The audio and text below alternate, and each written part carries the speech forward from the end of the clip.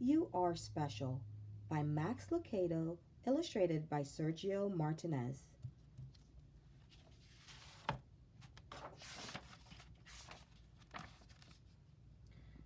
The Wemmicks were small wooden people. All of the wooden people were carved by a woodworker named Eli. His workshop sat on a hill overlooking their village. Each Wemmick was different. Some had big noses, others had large eyes, some were tall, and others were short. Some wore hats, others wore coats, but all were made by the same carver, and all lived in the village.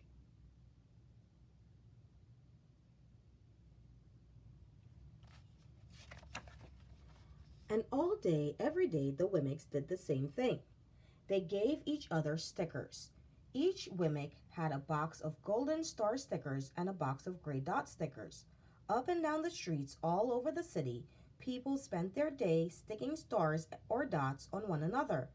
The pretty ones, those with smooth wood and fine paint, got stars. But if the wood was rough or the paint chipped, the Wimmicks gave dots.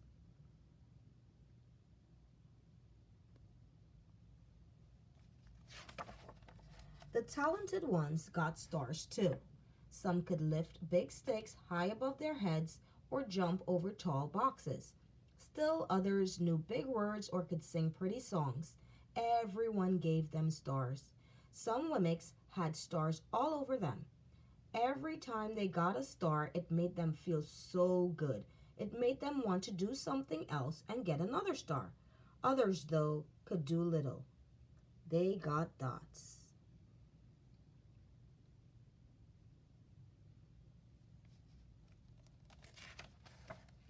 Punchinello was one of these. He tried to jump high like the others, but he always fell. And when he fell, the others would gather around and give him dots. Sometimes, when he fell, his wood got scratched. So the people would give him more dots. Then, when he would try to explain why he fell, he would say something silly, and the Wimmicks would give him more dots. After a while, he had so many dots that he didn't want to go outside. He was afraid he would do something dumb, such as forget his hat or step in the water, and then people would give him another dot. In fact, he had so many gray dots that some people would come up and give him one for no reason at all.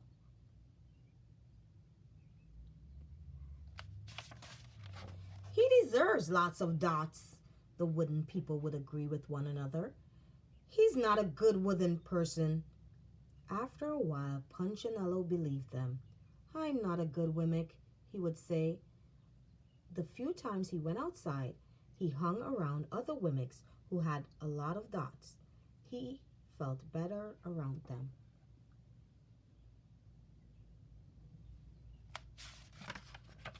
One day, he met a Wemmick who was unlike any he'd ever met. She had no dots or stars. She was just wooden.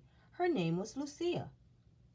It wasn't that people didn't try to give her stickers. It's just that the stickers didn't stick.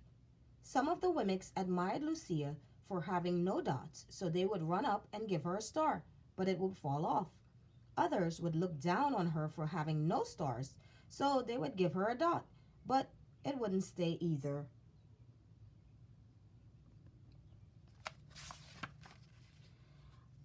That's the way I want to be, thought Punchinello. I don't want anyone's marks. So he asked the stickerless Wemmick how she did it. It's easy, Lucia replied. Every day I go see Eli. Eli? Yes, Eli, the woodcarver. I would sit in the workshop with him. Why? Why don't you find out for yourself? Go up the hill, he's there. And with that, the Wemmick who had no stickers turned and skipped away.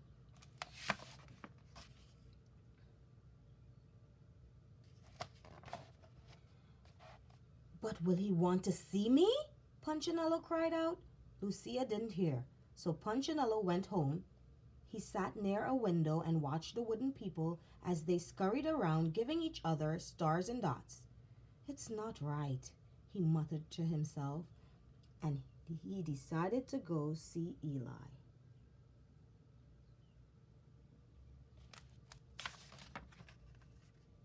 He walked up the narrow path to the top of the hill and stepped into the big shop. His wooden eyes widened at the size of everything. The stools were as large as he was. He had to stretch on his tiptoes to see the top of the workbench. A hammer was as long as his arm. Punchinello swallowed hard. "I'm not staying here," and he turned to leave. Then he heard his name. "Punchinello." The voice was deep and strong. He stopped. Punchinello stopped. "Punchinello, how good to see you. Come and let me have a look at you." Punchinello turned slowly and looked at the large bearded craftsman. "You know my name?" the little Wemix asked. "Of course I do. I made you."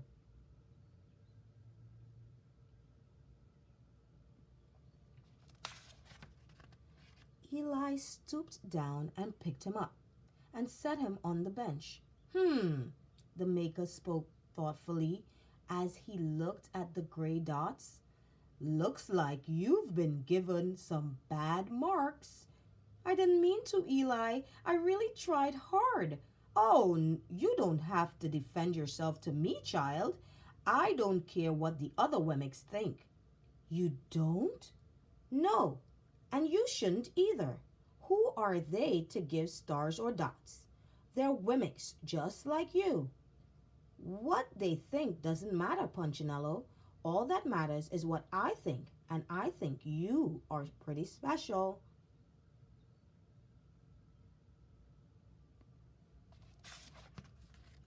Punchinello laughed. "Me? Special? Why? I can't walk fast. I can't jump. My paint is peeling. Why do I matter to you?" Eli looked at Punchinello, put his hands on those small wooden shoulders, and spoke very slowly. "Because you're mine. That's why you matter to me." Punchinello had never had anyone look at him like this, much less his maker. He didn't know what to say.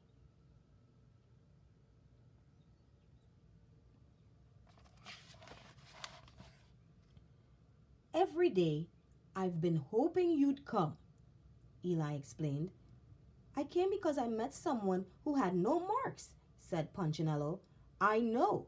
She told me about you." "Why don't the stickers stay on her?" The maker spoke softly. "Because she has decided that what I think is more important than what they think. The stickers only stick if you let them." "What?" "The stickers only stick if they matter to you. The more you trust my love, the less you care about their stickers." "I'm not sure I understand."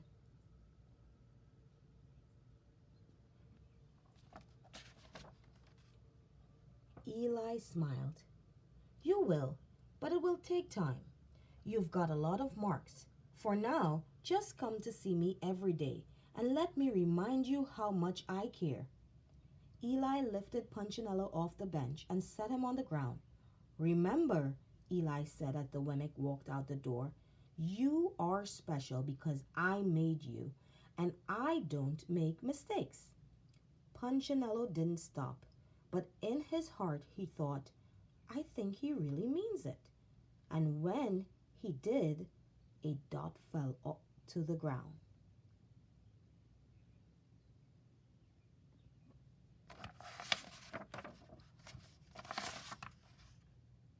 The end.